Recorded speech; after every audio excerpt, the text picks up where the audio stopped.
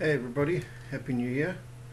I thought I would start off this new year by announcing which party I've decided to throw my weight behind, and that is the Democratic Alliance. We are going into a year of elections, local government elections, and I really felt that the DA has proven themselves to be a party, at the very least, at local government, where they have good administration and they are able to govern and to lead well. The Western Cape is obviously a clear example of that, and the example that I'm referring to.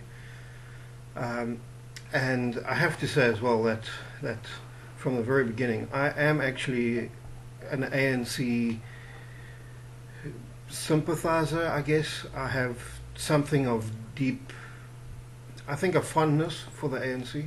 They have leaders who inspire me. They have people who have come through, as I've said in previous videos, who have just been outstanding men and women who have fought for freedom. And I believe in the principle of giving credit where credit is due. And honestly, we have to say that the country has evolved into this incredible machine, this incredible nation that has been up until now an example to the rest of the world of good democracy, and how things can be done in the rest of Africa, an example to the rest of Africa of a good transition of leadership.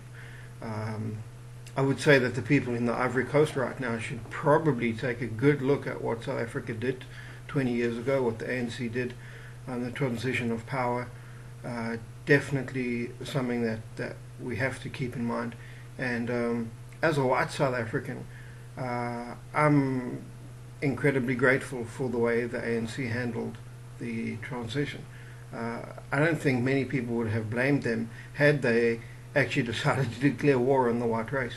Obviously, it would have been an international outcry. But the truth of the matter is that we have to give credit where credit is due, and credit is due to the ANC for us having this free and fair society, freedom of speech, freedom of religion, freedom of association. Those freedoms, hard won by many people, gave their lives for, and a process that was led by the ANC. Now, having said all of that, it actually saddens me, though, in the next sentence, to say that up until now, while they've produced really great leaders, if I look at the next generation of leaders, I don't see a people and I don't see leaders coming through the ANC ranks who can lead this country on the continued course of the freedoms I've been speaking about. And in fact, today is the 99th anniversary of the birth of the ANC. Jacob Zuma gave a rousing speech at Polokwane. Some good points in there. Would recommend reading that. But before his speech, what gets my blood boiling is Julius Malema. He comes out and he makes this rousing speech to say that nationalization is the only answer to the economy in South Africa, and that the economy is, I'm going to quote it here,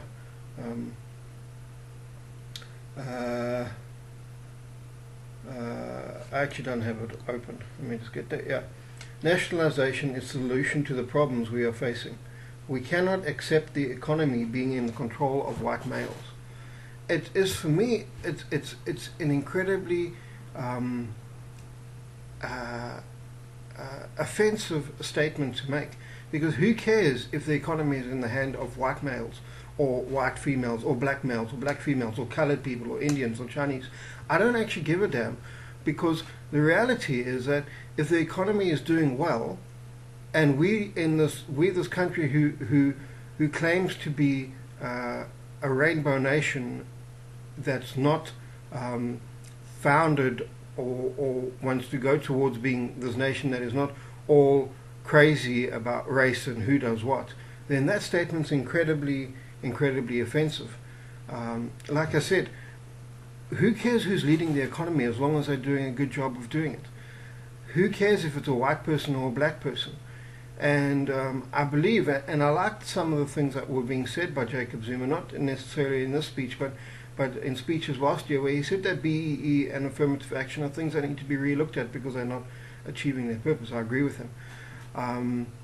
But I'm kind of getting completely off the topic here. So it's the 99th anniversary of the birth of the ANC, and next year would be their 100th, and we have to say that most of those years have done a good job, but the last couple, like I said, I'm really concerned that they have not produced the young leaders to take us into the next generation this country needs to go into. I believe that the DA, while they don't have too many leaders there that inspire me, freedom fighters, all of that kind of stuff, I believe them to be a party of great administration, and I believe that to be something that is incredibly key for the next phase of this country. Administration is incredibly important. Delivery of services to the poor, low-cost housing, all things that are ANC policies, but the DA has been delivering on those things in the Western Cape. I believe that the DA is a party that will be able to deliver almost on the ANC policies. And they have the people that can do it, they've proven it, and ultimately that's the reason why I've put my weight behind them.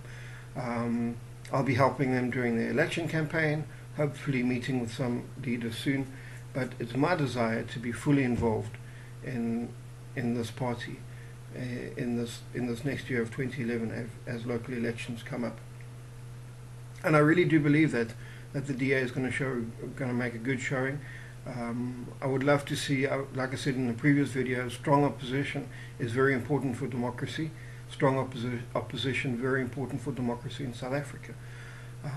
And I would say, yeah, I honestly hope and I pray, and I'll do everything in my power to assist in making sure that the DA gets a good showing, at least in my city of Port Elizabeth in 2011.